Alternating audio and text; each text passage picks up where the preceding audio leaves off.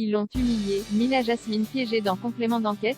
Magali Berda dézingue l'émission. Le numéro de Complément d'enquête sur les influenceurs diffusé dimanche soir n'a pas été tendre avec l'agente Magali Berda et ses influenceuses. Depuis des semaines, une violente guerre médiatique oppose Booba à l'agente d'influenceuse Magali Berda. L'artiste accuse de nombreuses de ses vedettes des réseaux sociaux d'être des escrocs.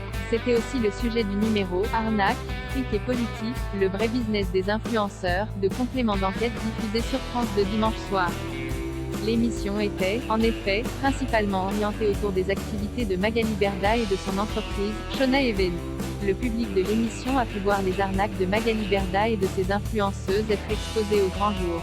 La patronne de la fameuse agence Shona Even était-elle l'invitée ce lundi de la matinale de Guillaume Janton sur Virgin Radio. Elle était justement reçue aux côtés de Rizlen Selika, co-réalisatrice du complément d'enquête sur le business des influenceurs. Dans le Morning sans filtre sur Virgin Radio, Magali Berda a raconté que Complément d'enquête l'avait d'abord contactée pour réaliser un reportage sur sa success story. L'agente d'influenceuse a ensuite réagi au fait qu'elle pense que les réalisateurs ont été trop loin dans leur présentation désavantageuse de Mila Jasmine. Ce numéro de Complément d'enquête n'y est pas allé de main morte sur la présentation de la candidate de télé-réalité. Pour rendre justice à la starlette, Magali Berda a annoncé sur les ondes de Virgin Radio « Autant je suis un peu habituée à ce genre d'émission, autant Mila Jasmine, ils l'ont vraiment humiliée. Ce n'est pas cool, ça reste un être humain. Il ne faut pas se comporter comme ça. Ce n'est pas bien. » Ce à quoi la journaliste et co-réalisatrice du documentaire en question répondait « Humiliée, je ne suis pas d'accord. » Elle a montré sa vie et son quotidien de vie de télé-réalité. Et on a parlé de sa réussite.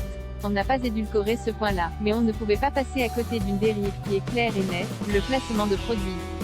Magali Berda dit avoir été piégée par Complément d'enquête. La patronne de Shona Even a ensuite rétorqué « Moi, ce qui m'a gênée, c'est que j'ai passé 3 ou 4 heures à répondre aux questions, avec une juriste.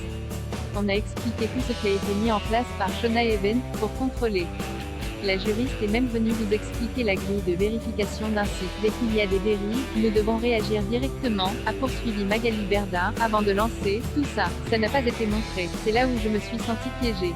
Tout ce qui était constructif pour les gens, tout ce que les gens attendaient comme réponse à la question « Qu'est-ce que vous faites en tant qu'agence pour protéger les consommateurs et les influenceurs ?» Rien n'a été montré, pas une seule minute. Ça m'énerve.